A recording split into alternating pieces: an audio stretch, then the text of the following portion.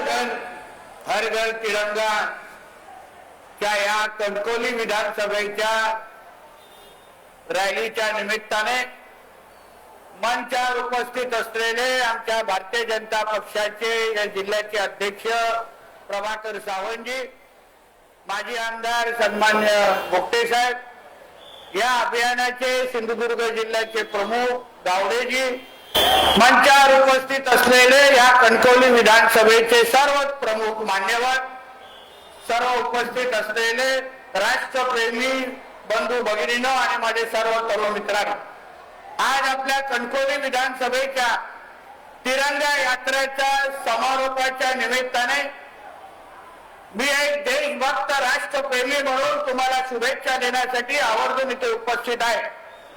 देशाचे आदरणीय पंतप्रधान मोदी साहेबांच्या मार्गदर्शनाखाली या देशाच्या कानोकोपऱ्यात आपण अशा पद्धतीच्या तिरंगा यात्रा नागरिक म्हणून, देशभक्त नागरिक म्हणून आपण सगळीकडे निघालेला आपण सगळ्यांनी बघितलेला आहे। आज आपल्या हातामध्ये असलेला आपला तिरंगा झेंडा ही आपली ओळख आहे।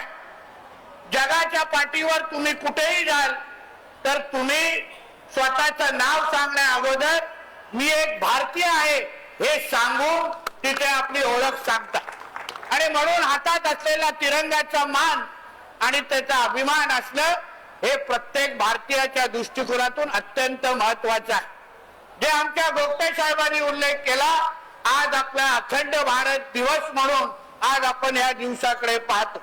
आपला हा भारत देश हा अखंड म्हणून अखंड असावा हे स्वप्न आपल्यासारख्या प्रत्येक भारतीयांनी पाहिलेलं आहे, आणि मला ठाम विश्वास आहे की आपला हा अखंड भारताचा जे स्वप्न आहे ते पूर्ण करण्याची क्षमता आणि धमक ही फक्त ना फक्त आदरणीय नरेंद्र मोदी साहेबांमध्येच आहे हे मी आवर्जून या निमित्ताने मी उल्लेख करेन।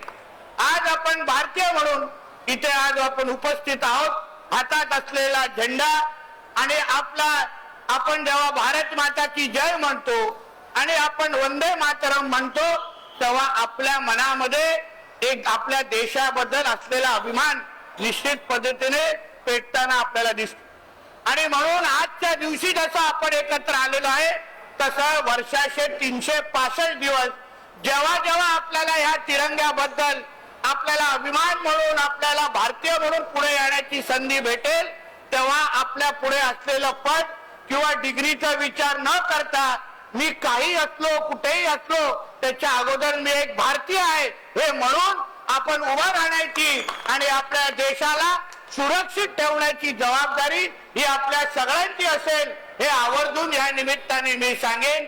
आज असंख्य वेळी आपण कानावर येतो की आपला राष्ट्रगीत असो किंवा वंदे मातरम म्हणण्याच्या दृष्टिकोनातून काही लोक दोन वेळा विचार करतात। आम्ही म्हणणार नाही हे सांगण्याची पण काही भूमिका ठेवतात। आपल्या देशासाठी खरं म्हणलं तर ही चिंतेची बाब आहे की आपल्याला वंदे मातरम प्रत्येकाने म्हटलं पाहिजे। यासाठी देशाच्या संसदेमध्ये आपल्याला विधेयक आणायला लागतो, हे आपल्यासाठी चिंतेची बाब आहे। आणि म्हणून आपण ही लक्षात ठेवावं की आपण आपल्या ओटांवर आणि जेव्हा जेव्हा संधी भेटेल तेव्हा प्रत्येकाने वंदे मातरम म्हटलंच पाहिजे, आणि जो पण वंदे मातरमचा अपमान करेल त्याला भारतीय म्हणून सोडता कामा नये ही भूमिका आपण प्रत्येकाची असला पाहिजे हे आवर्जून या निमित्ताने मी सांगेन। परत एकदा अतिशय उत्तम नियोजन जे आपल्या ह्या विधानसभेच्या माझ्या सगळ्याच सहकार्याने जे केलेलं आहे, शाळेतली लहान मुलं असो, काही माजी सैनिक मोठ्या प्रमाणामध्ये इथे आलेले आहेत, तिन्ही तालुक्याचे जे भारतीय जनता पक्ष, शिवसेना, राष्ट्रवादी काँग्रेस पक्ष हे सगळ्या पक्षाचे लोक जे भारतीय नागरिक म्हणून जे इथे उपस्थित झालेले आहेत, परत एकदा आपल्या सगळ्या जणांचं मी अभिनंदन, आपल्या सगळ्यांचे आभार मानतो, इथेच थांबतो। धन्यवाद। जय हिंद, जय महाराष्ट्र आणि भारत माता की